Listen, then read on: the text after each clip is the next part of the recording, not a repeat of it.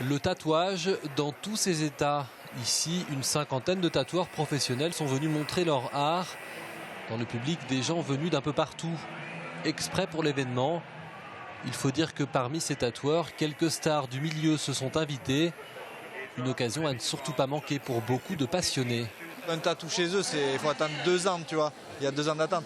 Et là, tu peux échanger avec eux et ils sont vraiment cool, quoi. Pour se faire tatouer par lui, à part aller à Bayonne, il faut venir à la convention de La Roche-sur-Yon, quoi. Des passionnés donc tatoués et d'autres qui n'ont pas encore sauté le pas. Encore faut-il être prêt mentalement. Un tatouage, c'est à vie. Une décision qui demande donc réflexion. Mais pour la plupart ici, cela ne saurait tarder. Pas encore, pas encore. On rêve, le rêve d'avoir toujours un tatouage, quoi. Mon frère s'était déjà fait tatouer, donc... Et vous allez le faire? Peut-être pas aujourd'hui, mais normalement, oui. Ça coûte quand même cher.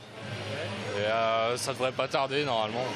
En quelques années, cette pratique s'est très répandue. Fini l'image du mauvais garçon tatoué de la tête aux pieds. Aujourd'hui, 1 Français sur 10 est tatoué. Et depuis quelque temps déjà, une nouvelle génération de tatoueurs voit le jour. Les générations évoluent. Maintenant, on a des jeunes artistes, comme je disais, qui sortent vraiment d'écoles d'art, d'écoles de dessin. Je pense que tout ça, ça a vraiment aidé, permis à vraiment changer l'image du tatouage. Les gens c'est beaucoup plus accessible aussi. On parle à un tatoueur maintenant très facilement. Ça fait moins peur aussi, je pense. Et c'est toute cette ouverture qui a permis de démocratiser le tatou. Pour la 8e année consécutive, la convention du tatouage de La Roche-sur-Yon a une nouvelle fois prouvé une chose.